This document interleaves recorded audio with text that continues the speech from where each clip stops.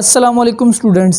Second year biology में आज हमारा सेकंड लेक्चर है चैप्टर 25 इकोसिस्टम्स का। और आज का टॉपिक आसान ही है विच इज़ बायोस्फीयर। बायोस्फीयर क्या होता है आप पढ़ चुके हैं पहले कि biosphere actually global sum of all ecosystem of world. ये मैंने डेफिनेशन खुद से लिखी है। ग्लोबल का मतलब होता है सारी दुनिया एंड सम का मतलब होता है मजमुआ। तो सारी दुनिया के इकोसिस्टम्स के मजमुए को हम कहते हैं बायोस्फीयर, क्योंकि बायो का मतलब होता है लाइफ और स्फीयर का मतलब होता है इलाका। स्फीयर आप इलाके को या रीजन को कह सकते हैं, बायो का मतलब ज़िंदगी, ज़िंदगी का एरिया। अब एक डेफिनेशन ये भी बन सकती है, आप ये भी लिख सकते हैं कि thin layer of earth in which all living organism exist. ज़मीन की वो पतली सी लेयर जिसमें सारे जानदार रहते हैं। सपोज़ ये हमारी अर्थ है, हमारा प्लैनेट अर्थ है। अब प्लैनेट अर्थ पे जानदार कहाँ रहते हैं? आपको ये पता होना चाहिए कि ये जो ज़मीन का मरकज़ है ना, इससे लेके ज़मीन की जो आउटर लेयर है जिसको क्रस्ट कहते हैं, ज़मीन की जो बाहर वाली लेयर है इसको क्रस्ट कहते हैं। तो सेंटर से क्रस्ट तक फासला 6400 किलोमीटर है। अब आप लोगों से सवाल ये है कि ज़मीन के इस सारे इनर एरिया में लाइफ होती है? इसका जवाब है बिल्कुल भी नहीं। यहाँ पे लाइफ नहीं होती क्योंकि ज़मीन अंदर से पिघली हुई चट्टानों पर मुश्तमिल है। अब लाइफ कहाँ होती है?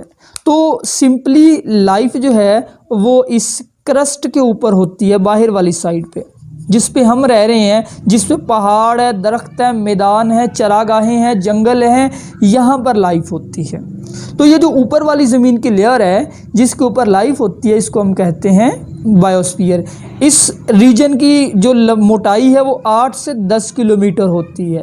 तो ये रीजन समुंदर की तहों से लेके पहाड़ों की चोटियों तक फैला हुआ है, जहाँ पे कोई भी जानदार पाया जा सकता है। अब जानदार जब किसी माहौल में रहते हैं तो वो एक तो उस माहौल को थोड़ा सा मॉडिफाई भी करते हैं।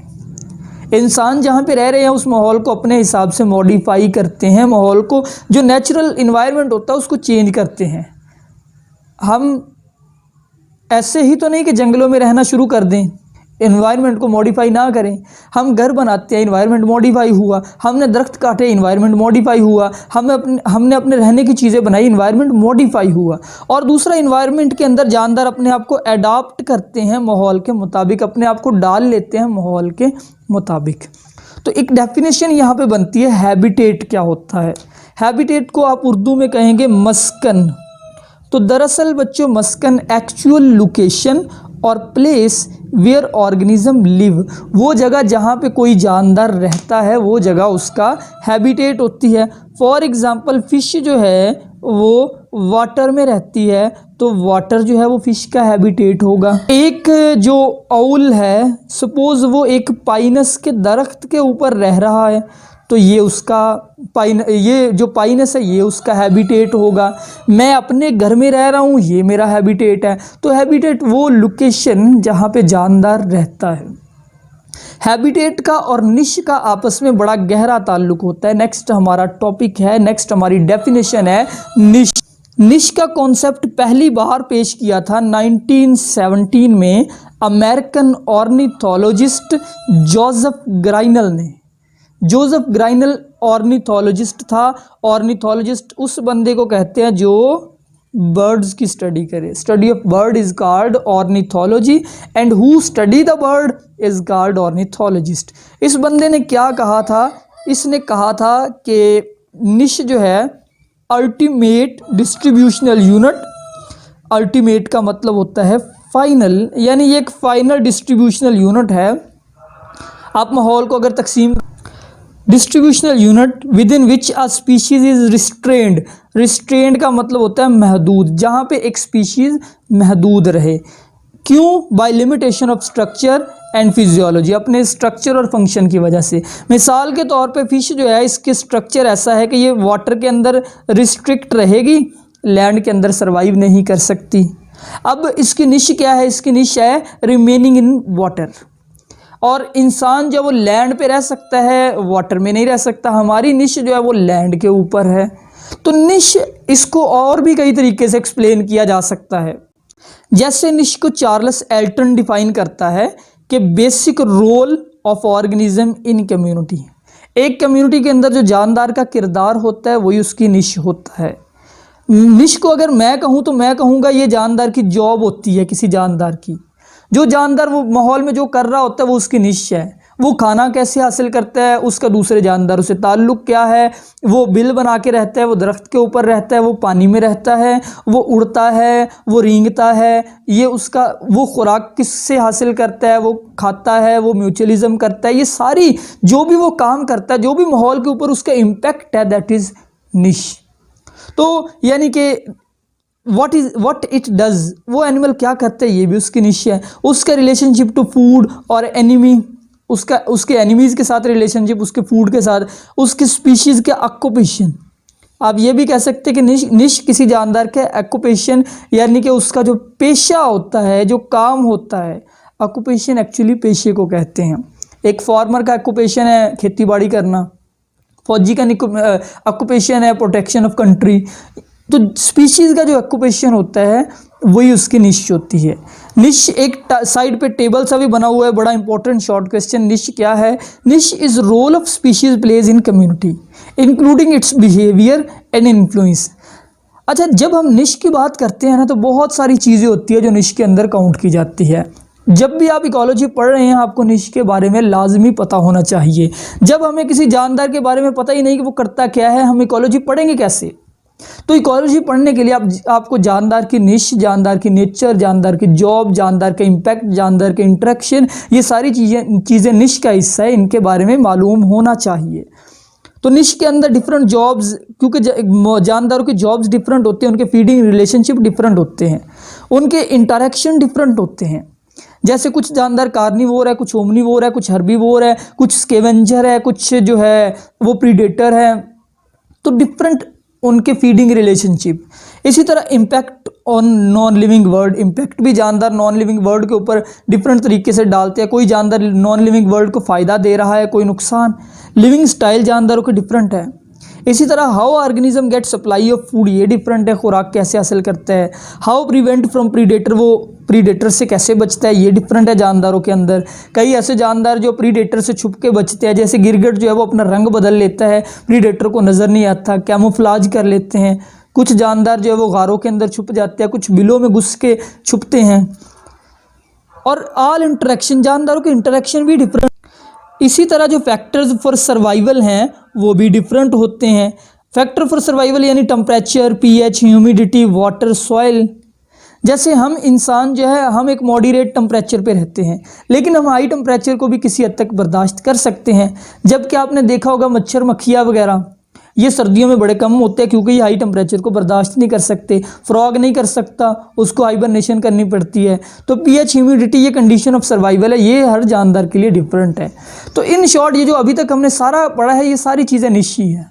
जानदार जो करता है, जिस तरह रहता है, जो इसके इंटरेक्शन है, जो उसका इन्फ्लुएंस है माहौल के ऊपर, जो उसकी जॉब है, जो उसका ऑक्यूपेशन है, वो हर चीज़ उसकी निश कहलाती है। निश के बाद हमारे पास इंपॉर्टेंट डेफिनेशन है ऑर्टिकोलॉजी क्या होता है। ये दरअसल एक शॉर्ट क्वेश्चन के तौर पे आता है और डिफरेंस का पूछा जाता है इसमें कि what is difference between autecology and साइनिकोलॉजी।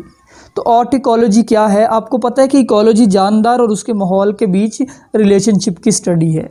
जब हम ऑट की बात करें तो इसका मतलब होता है study of relationship of single population.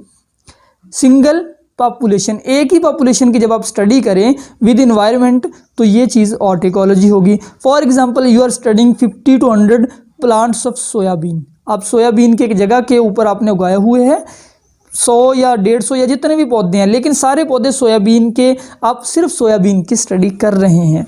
Relationship with water pollution and उनकी यील्ड से मुराद होता है ग्रोथ। मसलन आपने एक जगह पे फसल उगाई हुई है, ये पौधे, ये सारे सोयाबीन के पौधे हैं। आप स्टडी कर रहे हैं कि सोयाबीन की जो ग्रोथ है इसके ऊपर पोल्यूशन का क्या असर पड़ता है।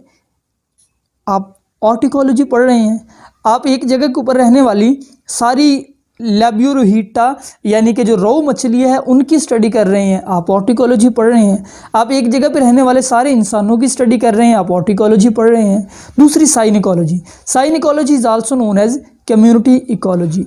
तो नाम से पता चल रहा है कम्युनिटी की पूरी की study of relationship of different communities यानी grouping of population to their environment. मसलन जब ऊपर वाली एग्जांपल में हमने पढ़ा कि सोयाबीन की स्टडी, जहाँ पे अब आप सोयाबीन उगाएंगे, सोयाबीन की एक फसल, सोचिए क्या वहाँ पर सिर्फ सोयाबीन ही होगी? क्या सिर्फ सोयाबीन की पॉपुलेशन होगी? नहीं, वहाँ पे ग्रास की पॉपुलेशन भी होगी, वहाँ पे फंजाई की पॉपुलेशन भी होगी, वहाँ पे इंसेक्ट्स भी होंगे। इन सब का भी कोई ना कोई असर पड़ेगा ना सोयाबीन के ऊपर, सिर्फ पोल्यूशन का तो नहीं ना पड़ेगा।